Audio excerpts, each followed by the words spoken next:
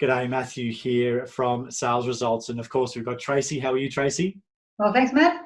That's good to hear. Hey, look, Tracey, we were just having a chat about why success is not good luck. And I thought I'd go ahead and hit record because it was a pretty good conversation. So, Tracey, why is success not just good luck?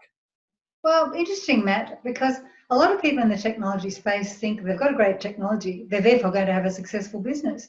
But in fact, every successful business in any walk of life generally reaches success because they have really robust processes that everybody understands and follows. And technology is particularly so. Yeah, absolutely. So if you think about actually just take a moment and think about the businesses in your sector doing 10x, 20x, 20 times the size of your business. I guarantee you that they've got a really strong process around marketing and a really strong process around sales. You've found that, haven't you, Tracey?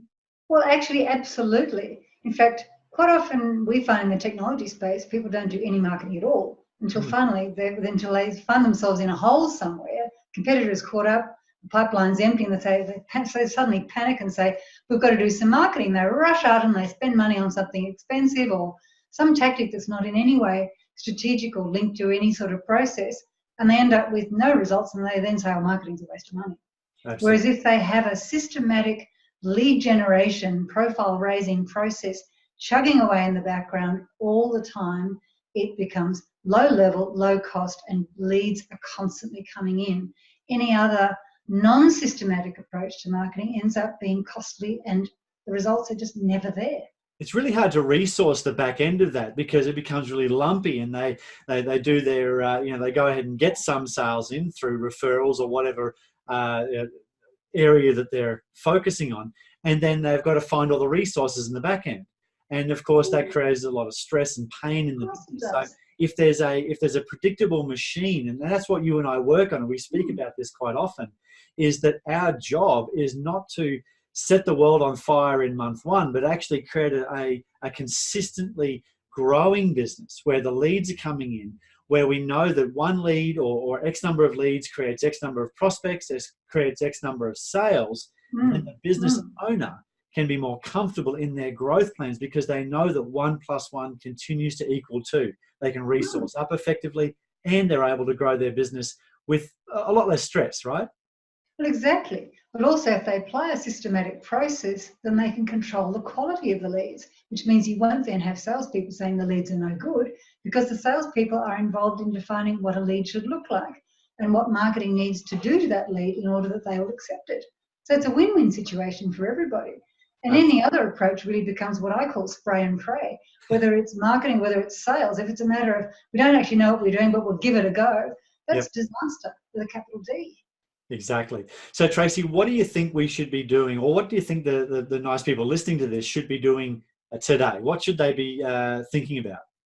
They need to be looking at their processes for sales and marketing. Do they have such things? And if they don't, they need to consider devising some so that they have a systematic process that anyone can follow when they're inducted into the company. They can then be guaranteed of the same sort of success, whether it's in lead generation to get the leads or in qualifying those leads and then converting them into customers from the sales perspective.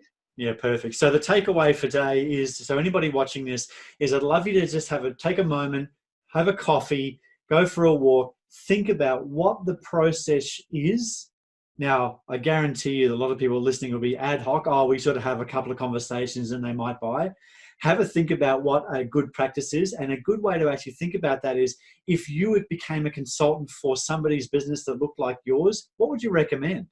And you go, right, well, we normally would take it through this process. We would engage with this type of people. We would engage them in this type of cadence or this type of timing, because we all have got enough exposure to great social media people, and you see marketing happening all the time. You see good sales happening.